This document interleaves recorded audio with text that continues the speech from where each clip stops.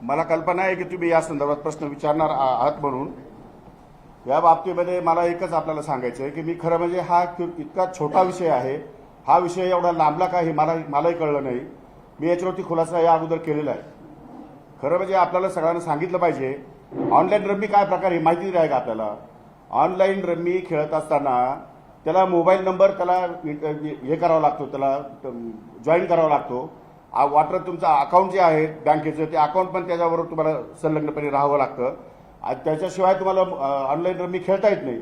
आणि अशा प्रकारचं कुठलंही अकाउंट, कुठलाही मोबाईल नंबर, माझा मोबाईल नंबर 9763711777 नंबर आहे। माझे अकाउंट बँकेचं अकाउंट मी या ठिकाणी देणार आहे। आणि त्या दृष्टिकोनातून कुठेही चौकशी केली तर ज्या दिवसापासून ऑनलाईन रमी सुरू झाली आहे त्या दिवसापासून आज तागत 1 रुपयाची सुद्धा रमी मी या ठिकाणी खेळलेलो नाही। मला रमी खेळताच येत नाही। त्यामुळे अशा प्रकारचा आरोप तो एकदम बिनबुडाचा आहे, चुकीचा आहे। आणि त्यामुळे महाराष्ट्रामध्ये मोठ्या प्रमाणात या ठिकाणी माझी बदनामी झाली आहे।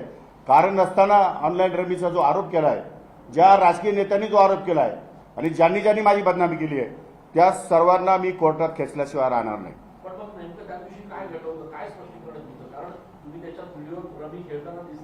रमी नाहीच मी सांगितलं की मी त्या दिवशी हाऊसमध्ये माझं काम होतं, 6 वाजता हाऊसचा टाइम होता, माझं लक्षवेधी होती आणि मला माझ्या OSD कडनं किंवा कोणाकडनं जरी माहिती मागवायची असेल तर SMS करावा लागतो किंवा फोन करावा लागतो किंवा मग या ठिकाणी तिथे त्यांना मध्ये येता येत नाही। त्यामुळे मग त्यांना त्यासाठी मला एक मोबाईल मी मागवला होता। मोबाईल उघडल्यानंतर त्याच्यावरती लगेच तो गेम आला। तो गेम पॉपअप होतो सारखे 5-5 1-1 सेकंदाला ते गेम येत असतात। तो गेम आला, तो स्काईप करता आला नाही कारण तो मोबाईल नवीन होता माझ्या दृष्टिकोनातून। स्काईप कसं करायचं मला त्यात कळत नव्हतं, पण नंतर तो स्काईप केलेला आहे, पण स्काईप केलेला व्हिडिओ तुमच्यापर्यंत आलाच नाही किंवा तुम्ही दाखवलाच नाही। त्यामुळे तशा प्रकारचं जो त्याचे गेम येतात वारंवार सारखे, तो काही एकच गेम येत नाही। आतापर्यंत मोबाईलवरती तुम्ही मोबाईल काढले तर 5G मध्ये आपण चाललोय। त्यामुळे मोबाईलमध्ये कुठलाही गेम पटकन लगेच पॉपअप होतात, पटकन पुढे येतात आणि स्काईप करावे लागतात, पण स्काईप पण ते 30 सेकंद होत नाही। आणि हा 18 सेकंदाचा फक्त व्हिडिओ आहे जो जेव्हा मी फक्त मोबाईल उघडला आणि त्यातून त्याला स्काईप करायसाठी प्रयत्न करत होतो तेवढ्या वेळातला हा 10-15 सेकंदाचा फक्त व्हिडिओ त्यांनी शूट केला आणि त्याच्यावरती आरोप प्रत्यारोप या ठिकाणी सुरू झाले। कारण नेवाचूक त्याच्यामध्ये काही संबंध नव्हता आणि ते खेळण्याचा पूर्ण खेळ का दाखवला नाही त्यांनी। पूर्ण या ठिकाणी जर दाखवलं असतं तर आपल्या लक्षात आलं असतं मीडियाच्या आणि महाराष्ट्राच्या सुद्धा की अशा प्रकारचं काही त्याच्यामध्ये तथ्य नाही आहे। त्यामुळे मी आता माननीय मुख्यमंत्री, माननीय उपमुख्यमंत्री, माननीय सभापती आणि माननीय अध्यक्ष विधानसभा या चौघांनाही लिखित पत्र देणार आहे। या संपूर्ण प्रकरणाची सखोल चौकशी होण्याची आवश्यकता आहे। त्यामुळे माझ्या पत्राच्या आधारे आपण चौकशी करावी।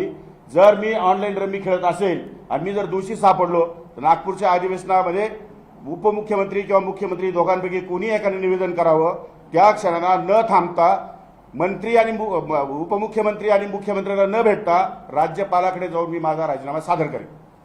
पण हा व्हिडिओ समोर कसा आला, नेमकं तुमच्या जवळचा कोणतरी हा व्हिडिओ काढला असावा अशी शक्यता? प्रश्न असा आहे की तो व्हिडिओ कुणी काढला त्याची मला त्याच्या खोलात मला जाण्याची काही आवश्यकता नाही। तो खोल सभापती महोदय त्या ठिकाणी चौकशी करतीलच, तो काही विषय नाही।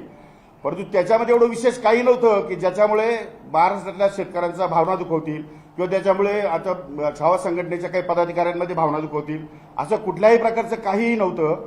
काहीही असं वेडवाकडे केलेलं नाही। मी आतापर्यंत शेतकऱ्याच्या संदर्भात महाराष्ट्रात इतके निर्णय घेतले त्या संदर्भामध्ये कोणी काही या ठिकाणी भाष्य केलेलं नाही आणि फक्त ज्याचा शेतकऱ्याशी संबंध नाही अशा गोष्टीच फक्त मीडियामध्ये दाखवल्या गेल्या। त्यामुळे या संदर्भामध्ये जे दोषी असतील त्या सर्वांचे CDR चेक करायचे, त्या सर्वांनी ज्यांच्या पाठीमागचा सूत्रधार कोण आहे, कुणी याच्यामध्ये भाग घेतलेला आहे, या सगळी चौकशी एकदा होऊन जाऊ द्या। वारंवार कृषी मंत्री म्हणून जे काय मीडियाच्या समोर आणलं जातं त्या संदर्भातली संपूर्ण चौकशी मुख्यमंत्री महोदयांनी करावी असं मी माझं स्वतःचं पत्र राज्यपाल, मुख्यमंत्री, उपमुख्यमंत्री, सभापती आणि अध्यक्ष या चौघांना देणार।